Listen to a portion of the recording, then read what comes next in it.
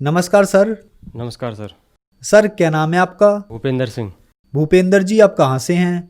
नंगलाकरण जिला बुलंदशहर, उत्तर प्रदेश। भूपेंद्र जी, संत रामपाल जी महाराज से नाम दीक्षा आपने कब ली? मैंने सतगुरु रामपाल जी महाराज से नाम दीक्षा 21 अक्टूबर 2016 को ली। संत रामपाल जी महाराज से नाम दीक्षा लेने से पहले क्या आप कोई भक्ति साधना भी करते थे? हाँ जी, मैं कृष्ण भगत था और राधा स्वामी पंथ से भी जुड़ा था। राधा स्वामी पंथ से मुझे जुड़े जुड़े 4 साल हो गए थे, जिसका कोई मुझे बेनिफिट नहीं मिला। लेकिन ये था कि जुड़े तो रहना ही है, भक्ति तो करनी है ही। सर आप 4 साल से राधा स्वामी पंथ से जुड़े हुए थे और कृष्ण जी की भी भक्ति करते थे, तो फिर क्या कारण बना कि आप संत रामपाल जी महाराज की शरण में आए? कारण ये हुआ कि जो हम पर दुख थे वो बरकरार बने हुए थे। अचानक हॉस्पिटल में जॉब करता था मैं, तो वहाँ एक रॉबिन, इनकी संत रामपाल जी महाराज का शिष्य था रॉबिन, वो मिला मुझे और उसका मैंने लॉकेट देखा, संत रामपाल जी का उसके गले में लॉकेट देखा। मैंने इनसे कहा, मैंने कि इन चीज़ों में मत पड़ भाई, ये बुरी चीज़ें हैं। ये साधु महात्मा बहुत हैं आजकल, जगह जगह नए नए 2 प्रवचन देते हैं और गुरु बन जाते हैं, किसी के पास कुछ नहीं है, इनको छोड़।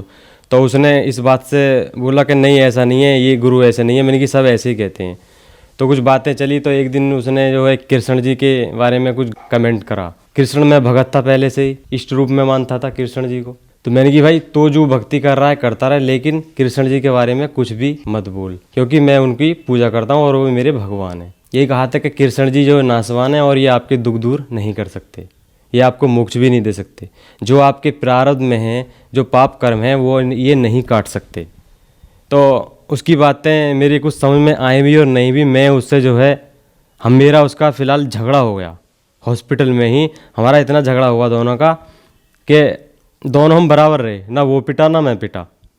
तो ये सारे हॉस्पिटल के जो सर थे, हमारे सीनियर डॉक्टर थे, वो आ गए थे वहाँ पे। भाई क्यों झगड़ रहे हो? तो मैंने कहा जी ये हमारे कृष्ण जी को ऐसा कहता है, ये किसी बाबा के पास जाता है तो जाता रहे, लेकिन कृष्ण जी के बारे में ऐसा तो मत बोल। तो वो फिर भी चुप नहीं हुआ।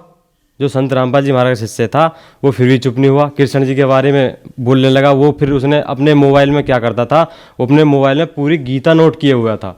उसने मोबाइल में ही गीता का श्लोक, मतलब गीता का श्लोक जो है वो दिखा दिए उसने कि देख ये कृष्ण जी क्या कह रहे हैं इस गीता में, जो भी है उसमें। मैंने कि अच्छा, हमने तो गीता पढ़ी भी नहीं थी, पढ़ते थे तो उसे शौक से पढ़ते थे, जो समझ में नहीं आता था श्लोक उसे पीछे कर देते थे। मैंने ये समझ में ना रहा, अगला पढ़ेंगे।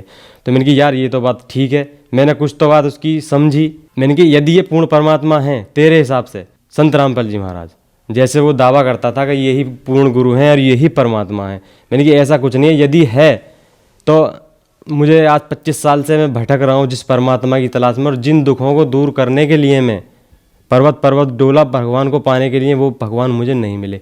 यदि मेरे दुख दूर होते हैं यहाँ तो मुझे नामदान दिलवा, फिर मैं जानूंगा कि ये ही परमात्मा है। सर क्या दुख थे आप पर? सर मुझे सबसे पहले तो भूत प्रेत की समस्या थी। भूत प्रेत ऐसे थे कि वो दिखते नहीं थे, लेकिन मुझे मेरा अंदर से मुझे ऐसा शैतान बनाए रखते थे। मतलब मैं किसी की नहीं सुनता था, चाहे वो घर वाला है या बाहर वाला है, मैं अपने मन की करता था हमेशा। और किसी भी चीज़ को तोड़ फोड़ करना, और जो घर वाले कहते थे वो नहीं सुनता था। और जो दुर्व्यसन थे समाज में उनमें लिप्त रहता था। दुर्व्यसन जैसे कि मार पिटाई, झगड़े, गलत काम, पढ़ाई लिखाई नहीं करना, घर वाले पढ़ाते थे वो भी नहीं करता था मैं, तो वो सारी चीज़ें मैं करता था। और मुझे मलेरिया था, बचपन से लेके मेरे सिर में दर्द रहता था। मुझे तो नहीं पता था कि मुझे मलेरिया है क्या, ये तो डॉक्टर ही जानते थे, जो तो मैं अलग था। तो मुझे जांच कराई डॉक्टरों ने, उसमें मलेरिया आया पॉजिटिव। दवाई हुई, इसकी इलाज कराया, लेकिन उसमें जो कोई मुझे लाभ नहीं हुआ। तो फिर भगत सियाने को भी दिखाया, घर वालों में, पापा जी ने, मम्मी जी ने। भगत सियाने से भी दिखवाया, जो मुल्ला मौलवी थे, मैंने कोई नहीं छोड़ा।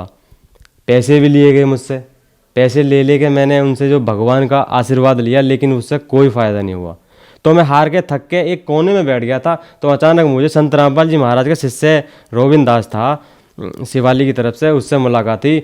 तो उससे मेरी सारी वार्तालाप हुई, कृष्ण जी के बारे में गलत बोला था। फिर सारी बातों के बाद वो बोला कि मैं तुझे ऐसे नामदान नहीं दिलवा सकता, वहाँ के कुछ नियम है, पहले तू ज्ञान गंगा पुस्तक पढ़। मैंने कि भाई मेरे पास पुस्तक पढ़ने का टाइम नहीं है, तू वहाँ पे ले चल। यदि वो भगवान है तो मैं तभी मानूंगा, कोई भी चीज़ मैं हाथ नहीं लगाऊँ किसी भी पुस्तक से। नू ऐसे नहीं हो सकता, नू इसमें मेरा कुछ स्वार्थ नहीं है। तो फिर मैंने कहा भाई ठीक है पुस्तक दे। तो उसने अपनी ही पुस्तक दी मुझे। मैंने कि मैं पैसे वैसे नहीं दूंगा, मुझे पुस्तक दे दे, मैं बहुत बर्बाद हो चुका हूँ इनके पीछे। पुस्तक का नाम था ज्ञान गंगा। तो उसने अपनी ही पुस्तक मुझे दे दी और ये कह कर दिया कि ये मुझे तू वापसी दे देना। मैंने कि ठीक है, मैं पैसे नहीं दूंगा, मैं बर्बाद हो चुका हूँ, पैसे देता और लेता इन चीज़ों में। यदि परमात्मा कोई है तो मुझे खुद यहाँ पे लेकर आएगा, मेरे घर से लेकर जाएगा मुझे और मुझे स्वस्थ करेगा, जब मैं मानूंगा कि वो परमात्मा है। तो उसने ज्ञान गंगा दी मुझे, वो संत रामपाल जी द्वारा लिखित है पुस्तक, जो कि शास्त्र अनुकूल है, वो पढ़ने से पता लगी। वो मैंने पूरी पुस्तक पढ़ी 2 महीने में। 2 महीने पढ़ने के बाद जैसे ही मैं उस पुस्तक को पढ़ता गया, एक चैप्टर पढ़ा, 2 चैप्टर पढ़े, महीना हुआ, दूसरा महीना हुआ, 2 मंथ में मैंने पूरी पुस्तक वो पढ़ ली थी। तो उसे पढ़ने के बाद मैं इतना उतावला होगा नाम दीक्षा लेने के लिए कि मैं 2004 से और भी पहले से भटक रहा था इन अपने परेशानियों को लेकर, परमात्मा पहले से क्यों नहीं मिले। तो उसने फिर भी मुझे नामदान नहीं दिलवाया। वो बोला अभी तू ये और बता, ये और कर। उसने बहुत सी क्रियाएं मुझसे जो समझाया बुझाया कि तू ये नहीं करेगा, तू ये करता है, वो करता है। मैंने कि पहले लेकर तो चल। तो हम नामदान सेंटर आए, ये बुलंदशहर में है नामदान सेंटर। तो वहाँ पे गए हम और हमें वहाँ पे नियम समझाए गए, जो संत रामपाल जी महाराज वहाँ नियम बताते हैं, जो भी उनके नियम हैं, कायदे हैं, वो सारे बताए गए हमें और वो हमने नियम समझे। क्या नियम थे सर? नियम ये थे कि कोई सारा कुछ एक बताऊँगा, वहाँ पर नेकी के रास्ते पर चलना था। नेकी के रास्ते पर चलने के हो आप भी जानते हो, ठीक है ना, कि नशा नहीं करना, ये नहीं करना, वो नहीं करना, झूठ नहीं बोलना, चोरी नहीं करनी, सारे नेकी के रास्ते पर चलना होता है। और अन्य देवी देवताओं की भक्ति करने के लिए मंदिर में नहीं जाना, और दूसरे की धी बेटियों को अपनी बहन बेटी समझ के ही व्यवहार करना है, ठीक है ना। ये सारे उनके नियम थे, और भी बहुत से नियम हैं, वो सब पता लग जाता है बाद में, लेकिन ये मैंने बता रहा हूँ आपको। तो वो सारे नियम बताए मैंने, वो जितने भी उन्होंने नियम बताए, मैंने कहा मैं एक भी फॉलो ना करूँ। क्यों? क्योंकि मैं ये सारे जो नियम हैं इनके खिलाफ चलता हूँ, लेकिन इन्हें जब भी फॉलो करूँगा जब मुझे कोई लाभ होगा। तो वहाँ बताया कि आप पहले भक्ति करो, और भगत जी थे वो सेवा कर रहे थे उनके, संत रामपाल जी महाराज के शिष्य, उन्होंने बताया कि आप भक्ति करो, परमात्मा दया करेंगे। मैं कि ठीक है, यहाँ भी देखता हूँ, नहीं हुआ तो कोई दिक्कत नहीं है। वो तवीज जो मेरा निकाला था देवी का, मैं एक बनवाना चाहता था एक भगत से, तो वो मैंने जेब में रख लिया था। मेरे की फ़ायदा ना हुआ तो मैं इसे बांध लूँगा दोबारा से जाकर, क्योंकि मुझे फ़ायदा होता ही नहीं था कहीं से भी, मैं ऐसे ही रहता था बस। तो फिर मैंने संत रामपाल जी महाराज जी से नाम दीक्षा ली। संत रामपाल जी महाराज से नाम दीक्षा लेने के बाद क्या आपके दुख दर्द ठीक हुए, और हुए तो कैसे हुए? संत रामपाल जी महाराज जी से नाम दीक्षा लेने के बाद तुरंत ही बाद मुझे काफ़ी ज़्यादा आराम हो गया। तुरंत ऐसे समझो जैसे आधा रोग मेरा वहीं समाप्त हो गया, बिना मंत्र और बिना भक्ति किसी भी चीज़ को करे हुए, मैं मात्र आशीर्वाद से।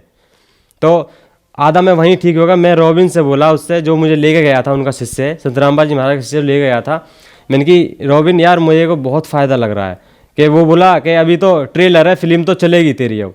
मैंने कहा अच्छा, मैंने कि देखते हैं क्या होता है। तो मैं बहुत ठीक महसूस कर रहा था। जो मेरे सर में दर्द था वो ऐसे समझो जैसे वो कहीं गायब हो गया हो, और जो मलेरिया पॉजिटिव था वो बिल्कुल नहीं था। ऐसे समझो मेरा शरीर जलता रहता था 24 घंटे।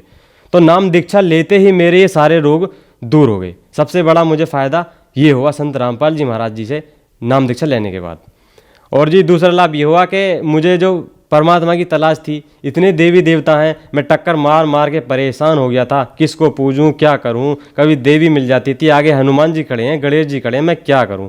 तो मुझे सबका मालिक एक जो है, जो सबका मालिक एक है, उसकी तलाश पूरी हुई। संत रामपाल जी महाराज पूर्ण गुरु हैं, पूर्ण गुरु की तलाश भी खत्म हुई गीता जी के अनुसार। सर आप कैसे कह सकते हैं कि संत रामपाल जी महाराज ही पूर्ण गुरु हैं? हम ऐसे कह सकते हैं कि जो भी हमारे जो 4 वेद, 6 शास्त्र, 18 पुराण और 11 उपनिषद, इनके अनुसार संत रामपाल जी महाराज दीक्षा देते हैं। अन्य धर्म गुरु इनको पढ़ना तो जानते हैं लेकिन समझते नहीं हैं, वो इनके अर्थ को नहीं समझते। तो संत रामपाल जी महाराज ने एक एक चैप्टर हर ग्रंथ का, चाहे वो कुरान बाइबल ही क्यों ना हो, हर चैप्टर को खोल के दिखाया टीवी पे, इंटरनेशनल टीवी पे ये दिखाया कि परमात्मा कौन है और हमें कैसे भक्ति करनी चाहिए और हमें मोक्ष कैसे मिलेगा। इसलिए संत रामपाल जी महाराज जी पूर्ण गुरु हैं, अन्य नहीं। हमारी सारी समस्याएं ठीक हुई संत रामपाल जी महाराज जी से नाम दीक्षा लेने के बाद। मेरी तो ऐसे समझो जैसे सारी समस्याएं ही खत्म हो गई हों। तो मुझे जब से इतना दृढ़ विश्वास हो गया कि अब मैं सही जगह आया हूँ। तो मेरे परमात्मा पाने की जो है वो तलाश पूरी हुई, और छोटे मोटे सुख तो हर वक्त होते रहते हैं, ये मैं बखान नहीं कर सकता। सर पहले आपने राधा स्वामी पंथ में नाम दीक्षा ले रखी थी, वहां आपने 4 साल तक भक्ति की, फिर आप संत रामपाल जी महाराज की शरण में आए। सर समाज में आम धारणा हो गई है कि गुरु नहीं बदलना चाहिए, गुरु बदल लिया मानो पति बदल लिया, क्या ये धारणा ठीक है? हाँ जी, ये आपका बहुत अच्छा क्वेश्चन है। मैं ज़रा इसे विस्तार से बताऊंगा। जैसे कि राधा स्वामी वाले पंथ जो थे वो उन्होंने मुझसे भी कह दिया था कि गुरु नहीं बदलना है, यदि आपने गुरु बदल लिया तो ये घोर पाप हो जाएगा, आप नरक में जाओगे, यहाँ जाओगे, वहाँ जाओगे। तो मैं उससे ये कहता भाई गुरु तो नहीं बदलते, कि नहीं, जब आपको फ़ायदा नहीं है तो क्या आप एक ही डॉक्टर के पास पड़े रहोगे? मान लो कि 5वीं का बच्चा है, वो 5वीं क्लास में पढ़ रहा है, वो 6ठी क्लास में जाने के लिए गुरु दूसरा बनाएगा ना, 6ठी क्लास वाला। तो क्या हम एक ही गुरु के पास पढ़ रहे हैं, एक ही डॉक्टर के पास पढ़ रहे हैं? एक डॉक्टर से फ़ायदा नहीं हो रहा है तो दूसरे के पास जाओ, तीसरे के पास जाओ, चौथे के पास जाओ। परमात्मा कहते हैं जब तक गुरु मिले ना साचा, गुरु करो 10 पाँचा। तो जब तक हमें सच्चा गुरु नहीं मिलता, हमें गुरु बदलना चाहिए। और हमारे अब गुरु संत रामपाल जी महाराज जी पूर्ण गुरु हैं, वो इसलिए क्योंकि गीता के अनुसार वो भक्ति देते हैं। गीता अध्याय 15 के 1 से 4 में तत्वदर्शी पूर्ण संत की पहचान बताइए, आप खोल के देख सकते हो अपनी गीता में। और हर किसी के पास गीता है आज की डेट में, गीता पढ़ते सब हैं, लेकिन उसका अनुवाद कोई नहीं जानता। उसके लिए आध्यात्मिक टीचर की जरूरत होती है।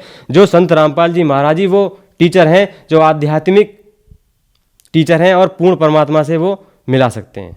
भूपेंद्र जी, संत रामपाल जी महाराज से नाम दीक्षा लेने के बाद आपको बहुत सारे लाभ प्राप्त हुए, तो जो दर्शक आज आपको टीवी पर देख रहे हैं, खास करके राधा स्वामी पंथ वालों के लिए आप क्या संदेश देना चाहेंगे? जी, मैं उनके लिए संदेश तो नहीं, प्रार्थना कर रहा हूँ हाथ जोड़ के। जैसे कि मेरे रिश्तेदारी में भी जुड़े हुए हैं काफ़ी, उनसे प्रार्थना करता हूँ यदि वो मुझे देख रहे हैं तो, कि राधा स्वामी पंथ जो है ये काल प्रेरित पंथ है, जो पूर्ण नहीं है, अपूर्ण है। ये जन्म मरण में ही रखेगा और ना ही कोई दुख दूर कर सकता है। वो राधा स्वामी पंथ के पहली बात तो कोई भी नशे के लिए मना नहीं करते, उनके कोई नियम नहीं है, 5 नाम वो काल के देते हैं, जो प्राणी कभी भी सुखी नहीं हो सकता। तो उनसे हाथ जोड़ के प्रार्थना करता हूँ कि संत रामपाल जी महाराज की शरण में आएँ और अपना जीवन कल्याण कराएं। भूपेंद्र जी, संत रामपाल जी महाराज की शरण में कैसे आ सकते हैं? संत रामपाल जी महाराज की शरण में फेसबुक, यूट्यूब, आजकल बहुत ज़्यादा सोशल साइट चली हुई है। संत रामपाल जी महाराज का नाम भी डालने से नेट पे हर चीज़ पे गुरु जी के सत्संग आने लगते हैं संत रामपाल जी महाराज के। और शाम को चैनल बस, तो उस टीवी के नीचे पीली पट्टी चलती है, उस पर नंबर आते हैं, उस नंबर पे फ़ोन लगाओ और फ़ोन करने के बाद में वो आपको आपका ही नज़दीकी नाम केंद्र सेंटर बताएंगे। वहाँ पे जाके आप ज्ञान समझ के परिपूर्ण तरीके से नामदान ले सकते हैं। धन्यवाद सर। धन्यवाद सर।